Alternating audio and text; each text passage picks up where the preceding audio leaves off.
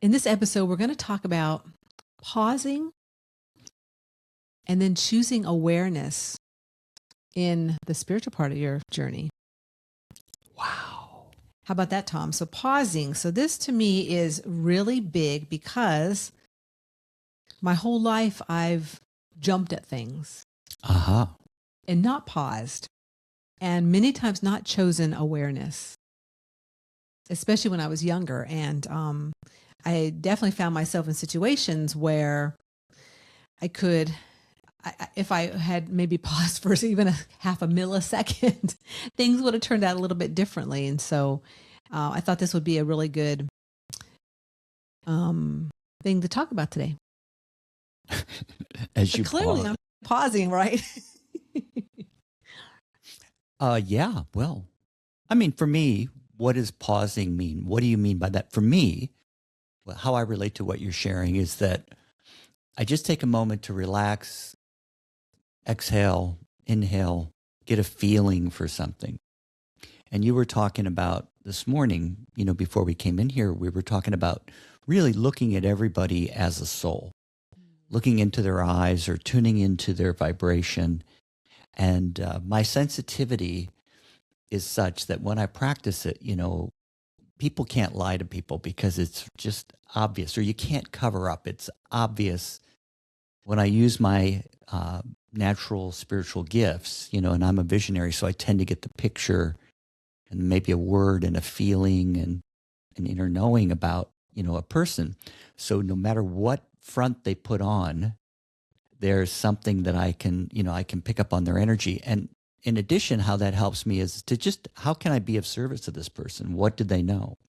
So if I pause and do that, I find I'm not running down a path of, say, explaining something more than I need to.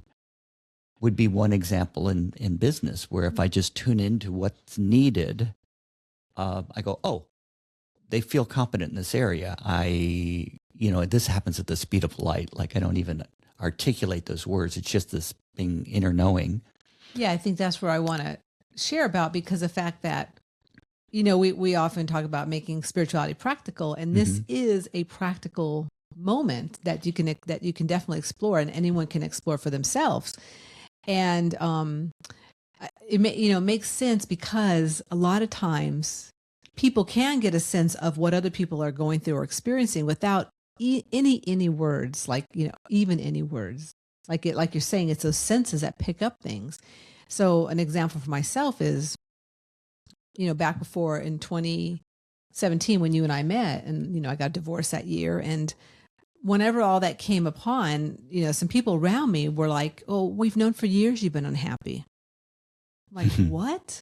They're like, yeah, oh yeah, literally, like, we knew you were unhappy. And I'm like, I mean, I couldn't verbalize that I was unhappy, but I obviously had a feeling, and I was obviously echoing out that feeling of what was going on within me. And so the sensitivity that other people have, and that I have myself, in recognizing that, especially in the business I'm working, when I'm at work, I can feel, even when I connect with another billing manager or someone in my office, I can feel where they're at before I even go there, before I even really interact with them at all. And so that to me is a real gift, because that moment of choosing awareness has helped me recognize, okay, well, maybe this is not the right timing to make a joke about this to this person, because maybe they're not in a good place, or something's going on. I need to be a little more gentle with myself and with where they're at, because I can feel what's going on. Yeah, I could often, in business, I'd be talking to a client or a customer or someone or colleague over the phone, and I could feel what they're thinking without them saying it. That would be one example of using my sensitivity. And, we're all programmed with certain responses, and we're trained in society to react to certain things certain ways. This is what you say to this person, that's what you say to that, or here's your script and some of that is good, but you can't lie to sensitive people, so you can come up with a lot of BS about something, but they can feel it. And so if I really want to be of service, I just tune into what they need, What are they here for? And how much of what I need to explain. Again, it's not like I think about it and I calculate it. It's more an impression, that comes to me. And then I think the one that's really striking me right now is certain things are none of my business. I may pick up an impression about somebody, and then I have to work with my guidance. Like, is that something I need to share, or is that just for my, inner knowing, for my wisdom, so I know how to work with, the situation at hand.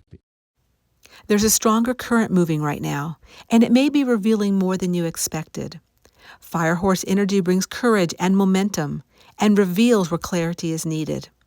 The Reawaken membership is your monthly pause, a place to ground, reflect, and allow your inner guidance to reveal your next step.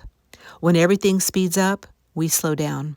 So what is revealed becomes wisdom. If you're feeling the shift, we're here. Reawaken with us. Yeah, I think also with the world we're living in now and how quick and fast everything is, that the pausing and the choosing awareness and recognizing how to work, how those insights, hunches, and impressions flow in. And like you're saying, Tom, they are fast. It's not like I'm sitting here pausing for 10 seconds. It's like, no, I immediately either know something, or I've got a picture, or I've got a word, a key word from spirit about it. But it can be challenging for people these days because of the fact that we live in a world that is so fast. And that's part of my issue at work, and has been since I got there, because for myself, there was so much to learn, and there was so many nuances and so many things that I had no idea. I'd never done, any kind of invoicing or, anything with money, et cetera. So, and working with, how many billing managers I work with, I don't know, over 30 billing managers throughout the whole month. So I was going very fast, and I wasn't slowing down. I wasn't taking a moment to recognize, how to do something in a certain way. I was just going boom and boom. And then I would have to go back and repeat something and fix something because I maybe messed it up because I wasn't going a bit slower. And so I'm sharing that because it's the same way with our spiritual part. We can move, and I say we, but I also can move so quickly that maybe I miss that insight. But if I take a moment and just pause before I move into a situation, I get everything I need and then some. And the other way that people can move through life is they're a little too slow. Right. I know. That they get that impression and they procrastinate on communicating, and for whatever reason, there's some confusion there or a concept there that's holding them back, copying one of their parents. So the great thing about, our Reawakening subscriptions that we work with through the Wayshowers College is that we're provided some materials to help us become more aware of, habits and attitudes that work against us. And the habits and attitudes that do work for us, are also shared. And then we do some self-reflection. People learn how to work with their spiritual helpers. They unfold their spiritual sensitivity through their 4 gifts. And their purpose in life and the meaning in life just gets reignited and re-inspired and reawakened. Because none of what we share does someone not innately know. They might not be as aware, or they've forgotten because of the these skin suits that we have. But, the other comment I was going to make is that, so it's important that you don't blow your timing by pausing too long, it's like, right. And it's important that you don't blow your timing by being, too fast, or like you were sharing about. So there's both. The idea is to be in balance, have a thought for every feeling, a feeling for every thought, have an interpretation for every feeling, a feeling for every interpretation. And then, things flow a little smoother in the timing of success and the timing. Yeah, and it's also around trusting yourself, trusting the insights that you receive as you're trying to be more aware and pausing for a moment. It's interesting because I hear that from a lot of people. As I go through my day, most people don't know exactly what I do, especially at work. because, they might not have followed me on Facebook or whatever. And so, or the podcast, but the awareness and that ability of what they say, it really shocks me, because several people, even some people close to me, will say, well, I've always had that ability. Well, yeah, that ability is your psychic ability. And my mom is number one like that. She's very prophetic. And just the other day, we're in the car and she says something like, I've always known what's coming. I've always known this. I'm like, well, yeah, that's your, prophetic part. And whenever a person is able to trust, even if they don't put words to, it's my prophetic part, my visionary part, my, feeling part, whatever. Because, in the work that Tom and I do with TNT Spirit Works, we put names to it just to give it a plate, like a placeholder. Okay, well, that's what this is. But if you don't do that, like my mom does it, and that's totally cool, but she does trust, and she is aware when that comes in, that ability, that prophetic part, to trust it and to just allow it to unfold. That it is beautiful when someone absolutely trusts from their soul essence. Sure is.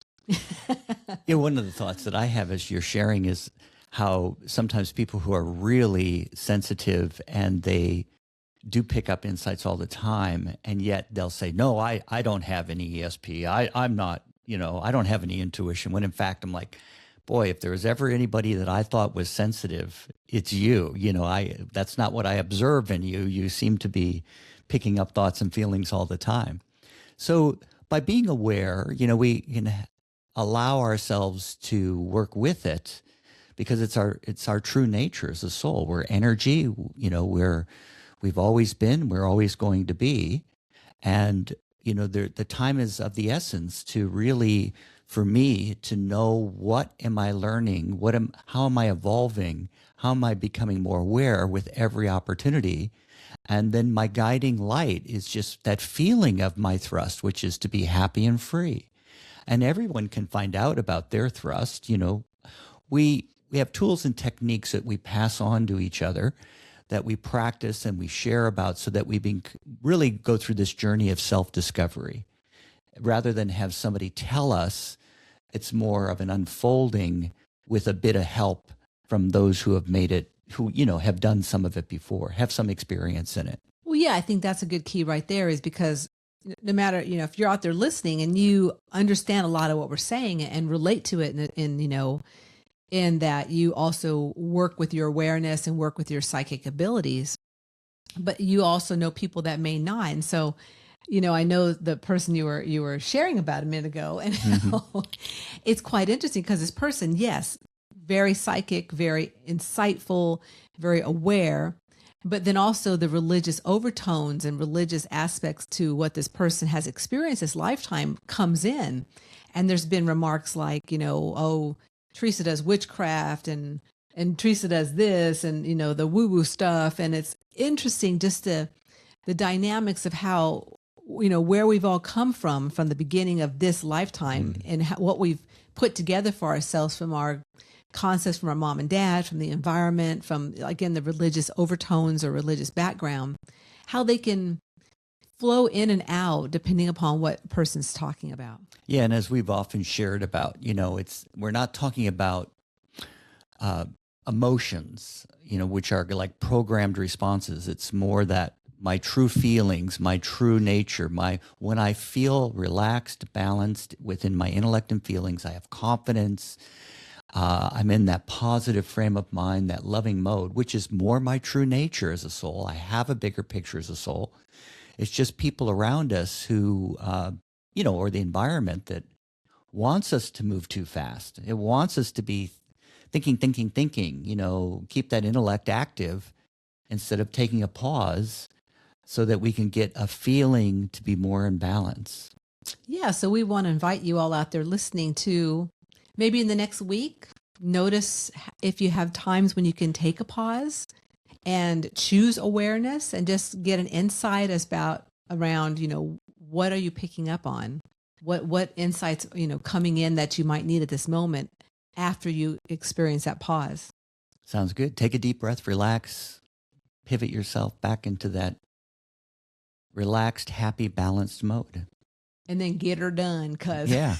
cause again, like you're saying, I know people too that are freaking slow, and it's like, oh my God, there's no time like tomorrow. Let's do it now. Yeah.